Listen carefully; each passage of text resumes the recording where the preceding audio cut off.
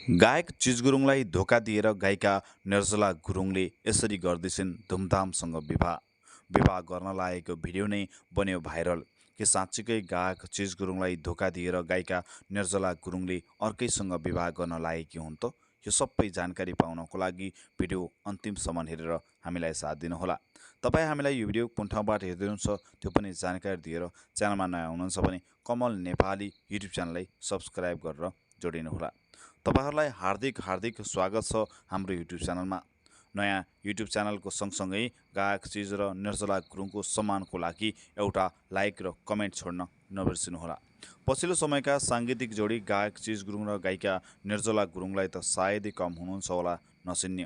उनीहरूको लोभलाग्दो दोहोरी लोभलाग्दो जोडीलाई दर्शकहरूले निकै मन पराएर झुमेको हेर्न पाइन्छ। गायक चिज गुरुङलाई धोका दिएर गायिका निर्जला गुरुङले अर्कैसँग विवाह गर्न लागेकी त होइनन् भन्ने यति बेला उनीहरूको टिका टिप्पणी चलिरहेको छ। त्यसै क्रममा गायक चिज र निर्जला गुरुङलाई लाइभ दोहोरी गाउनमा भ्याइ नभ्याइ छ। यिनीहरू यति बेला लाइभ दोहोरीमा निकै नतमस्त तरिकाले व्यस्त रहेका छन्।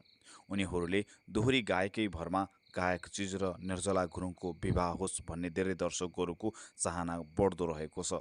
त्यसै क्रममा गायिका निर्जला गुरुङले विवाह गर्न लागेको एउटा बेहुली बन्दै गरेको भिडियो सामाजिक सञ्जालमा भाइरल बनिरहेको छ।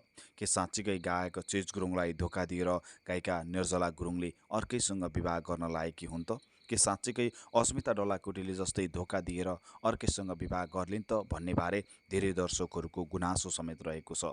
त्यस्तो भने पक्कै पनि रहेको होइन। गायक चिज र निर्जला गुरुङको सम्बन्ध के हो, उनीहरूको विवाह होला या नहोला, उनीहरूको प्रेम छ कि छैन भन्ने बारे पनि गायक चिज गुरुङले केही समय पहिला पोडकास्टबाट जानकारी समेत गराएका थिए। गायिका निर्जला गुरुङको केही दिनमा म्युजिक भिडियो आउँदैछ।